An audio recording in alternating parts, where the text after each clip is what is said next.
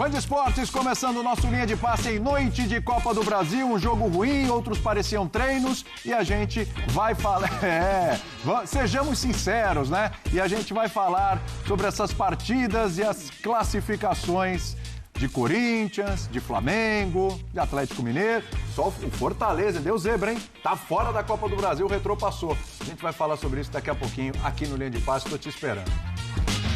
Nesse calendário apertado aí, hoje você conseguiu dar oportunidade a muitos garotos, né? Alguns que vinham pedindo passagem, outros, né, pela primeira vez, como o caso do João Alves, que foi muito bem, muita personalidade, o Lohan voltou a ter chance, né? Deu muita dinâmica ali. Queria que você falasse sobre quão gratificante é e ver eles dando resposta em campo também num jogo tão importante. E sempre importante. E o bom disso é que eu conheço praticamente todos esses meninos, foram meus jogadores tanto no Sub-17 como no Sub-20.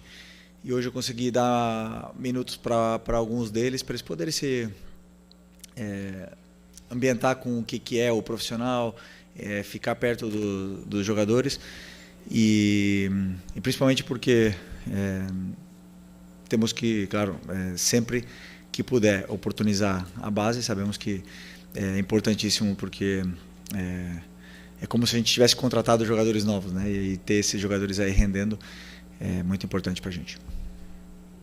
Felipe, Letícia Marques do GE. Bom, entrando um pouquinho também no que o Lázaro falou, você usou o jogo de hoje para dar oportunidade não só aos atletas da base, mas também a outros atletas que precisavam de alguns minutos. Foi um jogo de muitos testes. Queria saber de você o que você considera que você mais acertou na escalação hoje. Talvez um Varela como titular, você tinha um Wesley à disposição, um Cebolinha jogando ali numa nova posição, quase como um 10, que é uma posição que você precisa quando não tem uma Arrascaeta. Queria saber de você, qual é o seu mérito, assim, seu maior mérito que você avalia hoje na escalação? Não, como eu sempre falo para vocês, eu sempre coloco o que eu acho que eu tenho de melhor para poder vencer o jogo, né? No último jogo eu não pude contar com alguns jogadores, já seja por lesão, já seja por indicação do departamento médico, e outros jogadores durante o jogo acabaram não tendo condições de acabar. O caso do Bruno Henrique contra o Botafogo. Então, muitas das decisões, né, eu já falei uma vez, eu não gosto de poupar, não é do meu perfil. Só que, às vezes, é inevitável que aconteçam essas lesões, esses jogadores que não conseguem estar pronto para performar durante o jogo. Hoje, dentro do que eu tinha disponível, eu escolhi o que eu tinha de melhor, porque eu não subestimo nenhum adversário. Eu acredito que todos são difíceis. O Central Córdoba, né, como vocês mesmos disseram, que era muito fraco, demonstrou que ganhou da gente aqui dentro, e nós não podemos subestimar ninguém. Então, sempre no primeiro caso, meu primeiro ponto era tentar fazer o resultado, depois, se desse para oportunizar, ia oportunizar. Acredito que o time fez um grande primeiro tempo, muito bom, controlamos o jogo, fizemos boas jogadas, e os gols, né, jogadores que se reencontraram com os gols, e depois, claro, conforme foram passando os minutos e o adversário também tinha uma arma importante, que era o contra-ataque, ataque ao espaço, e acabaram fazendo um gol ali, o segundo gol deles aí num rebote de escanteio. Mas acho que foi um jogo muito bom para poder dar oportunidade para esses jogadores que vêm jogando menos e que possam ganhar minutos e confiança. Felipe, boa noite. Flamengo entrou nessa terceira fase da Copa do Brasil com uma obrigação muito grande, né, pelo favoritismo, diante do adversário, cumpriu a sua obrigação pela classificação. Houve clubes que não conseguiram, né, cumprir essa obrigação e confirmar o favoritismo. O Flamengo está classificado. Mas qual, no seu entendimento, o principal proveito que você conseguiu tirar dessas duas partidas da Copa do Brasil?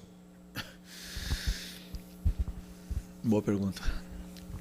É que todo jogo ele deixa alguns detalhes, né? E no primeiro jogo, por exemplo, que jogamos lá no Maranhão, foi um jogo muito difícil, muito complicado, um adversário, um campo muito alto, e o time se comportou de uma forma muito sólida aos 90 minutos, né?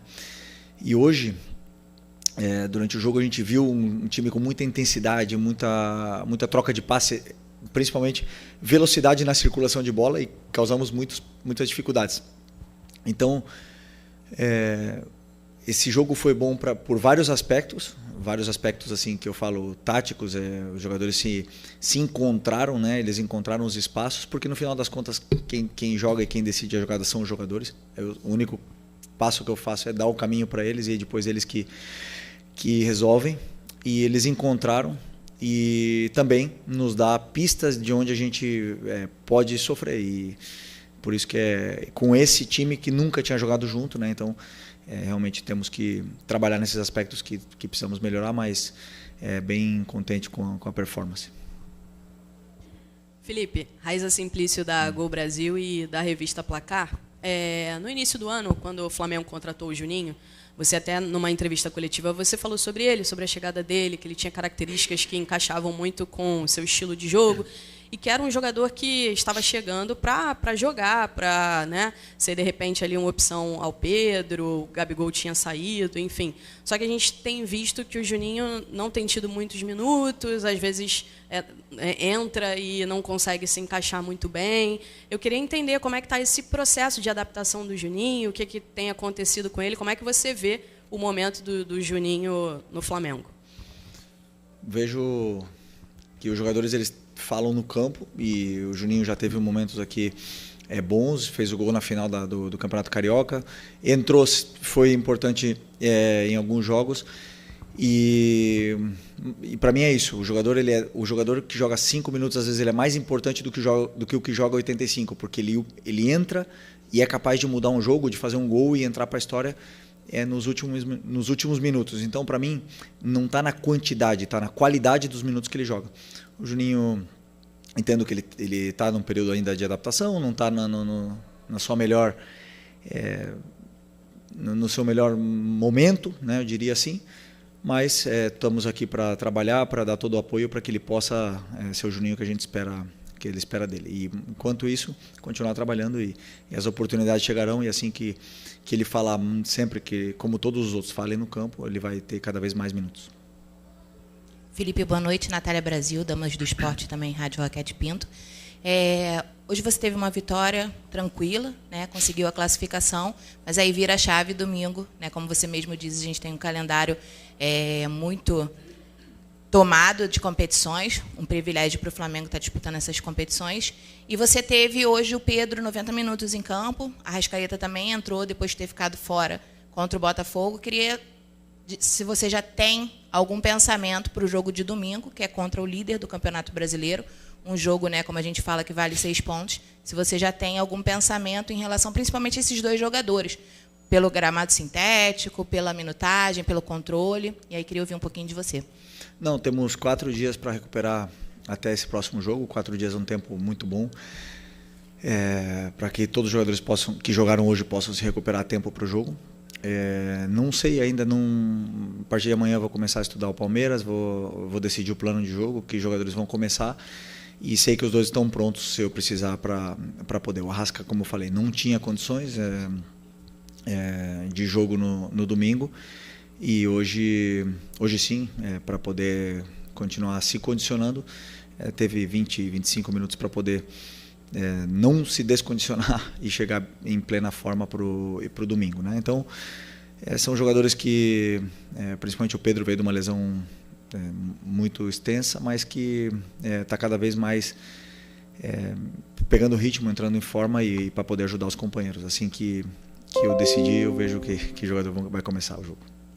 Felipe, boa noite. Gabriel Reis, canal Paparazzo Rubro Negro, revista Placar. Vou fazer uma colinha aqui, rapidinho, te pedir perdão, que eu estou com umas informações aqui que eu queria te perguntar. O Luiz Araújo percorreu mais de 12,5 quilômetros com 26 sprints realizados e uma velocidade máxima de 33 km por hora. São recordes pessoais que alguns jogadores do Flamengo estão batendo na temporada. É o melhor índice dele no ano. O Alexandre e o Everton Araújo também atingiram recordes de distância e aceleração. Everton, Cebolinha e Pedro se destacaram por atingirem as suas melhores marcas aí de velocidade e explosão na temporada. Você poderia fazer uma leitura sobre isso para a gente? E se você acredita que eles estão caminhando, mesmo com as lesões que o grupo está tendo, se você consegue perceber esses seus jogadores já dando sinais de atingirem ali um ápice físico? Bom, lesões, por exemplo, Nico e Plata foram lesões de joelho, trauma, né? Ou mesmo alguma mecânica, assim, lesões articulares. Lesões foram agora do Eric e do Alan, né? O resto realmente muscular, estamos tendo sorte, entre aspas, nesse aspecto, né? Depois temos jogadores que, claro, que merecem um cuidado especial, que como é o caso do próprio Cebola, do Pedro, do Arrasca, que vieram de lesões pós-operatório. Então tem que ter sempre temos essa instrução de que controle, né, em alguns determinados momentos. Esses números que você falou me demonstra que o que eles podem dar, o que o time está preparado fisicamente, mas não os números que eu gosto, porque se eles correram tanto é porque o jogo não foi tão bom. E nesse segundo tempo do jogo contra o Botafogo, que é onde teve muito ida e volta, esses números eles aparecem, né? Porque quando o time normalmente vence, faz um resultado e vence e controla, esses números não são atingidos. Então, muitas vezes a gente fala, o time falta intensidade, e ao contrário, né? O time está correndo mais do que deve, mas está correndo de uma forma errada. Então, esses números aí tem que sempre contextualizar eles, por que eles aconteceram. O Luiz é um animal, realmente, assim, fisicamente é um cara diferenciado demais. Ele tem outros, né, como o próprio Bruno, Plata, são jogadores que Wesley batem métricas que são extraordinárias, são nível europeu. E por isso, então são jogadores que aguentam esse tipo de jogo tão intenso, tão alto nível, em tanto ritmo nos 90 minutos. São jogadores que nível Flamengo. Então por isso que aparecem nesses jogos assim que foram um pouco mais de ida e volta, mas que ao mesmo tempo levam um desgaste grande. Boa noite, Felipe. Léo José do Coluna do Fla. A colega que perguntou sobre o Pedro, vou insistir um pouquinho no assunto, porque nesse jogo agora contra o Palmeiras, a gente sabe que é o clássico do ano, o maior rival do Flamengo hoje, né, em termos de competição. E o Pedro é o Pedro, né? Então, queria saber se você já planeja um time do Flamengo, a escalação do Flamengo, já com o Pedro no time titular, ou você ainda vai fazer avaliação entre ele, Bruno Henrique ou algum outro? Não. Primeiro que eu não diria aqui, né? Mas quando eu sento e analiso e estudo o adversário, eu escolho o que eu acredito que é o melhor para a equipe. Para a equipe, para o Flamengo. Não penso no que é melhor para o Pedro, para o Arrascaeta, para o Gerson, para o Bruno. Eu penso no que é melhor para a equipe, o que a equipe o que a equipe precisa para poder vencer o jogo. E a partir disso aí, como eu já falei para vocês, eu tomo as minhas decisões, durmo muito tranquilo e, como eu sempre falo, sempre colocando a equipe acima de tudo. Boa noite, Felipe. Bruna Medeiros, do Desfla. O Lohan hoje voltou a jogar depois de um longo período no Sub-20. E eu queria que você dissesse quais as principais mudanças que você espera depois desse período e o quão importante pode ter sido para a evolução dele, para ele poder te ajudar aí no time. Impressionante, né? Mas falei já do Lohan 2 perguntas na outra coletiva e uma antes do jogo. Foram 3 no outro jogo. E falo a mesma coisa que eu falo sempre. Falem no campo. Não importa se tem 16, 17, 36, 37 anos, não me importa. Quem tiver melhor vai ter minutos. O Lohan tá muito bem no Sub-20. Hoje teve minutos, foi bem, gostei dele no jogo. E ele tem que continuar jogando bem. Não pode relaxar. Se ele relaxar um treino, um jogo, eu estou vendo tudo. Então, os jogadores eles falam no campo e quem é mais regular e está melhor, mais minutos vai ter. E quem não está tão bem, não vai ter tantos minutos. Simples assim. Aqui, Luciana Zogabe, da Rádio Roquete Pinto. O Flamengo hoje, mais uma vez, começou, né, a 220 ali e conseguiu, né, converter em gols, né, as chances criadas, coisas que em muitos jogos, né, teve volume, mas não conseguiu fazer os gols. Hoje o Flamengo fez, mas em contrapartida também cedeu muitas oportunidades, né, para o adversário. Você já falou um pouquinho até na resposta que deu ali para o Papa, mas queria que você falasse também como é que você viu a equipe hoje em campo e o que dá para tirar disso aí para as próximas partidas. Não, eu acredito que foi um bom jogo. O Botafogo da Paraíba tem um time muito bem trabalhado. uma linha muito bem organizada, principalmente dos meio-campistas, não davam muitos espaços para a gente poder filtrar passes. Tentamos filtrar muitos passes por dentro, acabou amarrando. O jogo estava talvez um pouco mais por fora. Como foi o gol do Pedro, começou uma jogada por fora, circulamos e tudo mais. E depois, com o resultado, com 2-0, eu senti que começamos a perder duelos, né? Alguns duelos individuais, tanto ofensivos como defensivos. Esses duelos não eram no mesmo nível que quando estava 0-0. Não digo que é normal, mas eu digo que pode-se entender pelo resultado do primeiro jogo, pelo resultado do segundo, pelo como estava acontecendo o jogo. E nenhum time do mundo, se você deixa jogar, não vai jogar. Eles jogam, sabem jogar, sabem chegar, sabem te machucar, sabem chegar até no teu gol. E foi assim que sofremos o primeiro gol. Então, eu acredito que foi mais por um momento de... Não digo que relaxamos, mas não era na mesma intensidade dos duelos. O Botafogo conseguiu chegar e fazer essas chances de gol.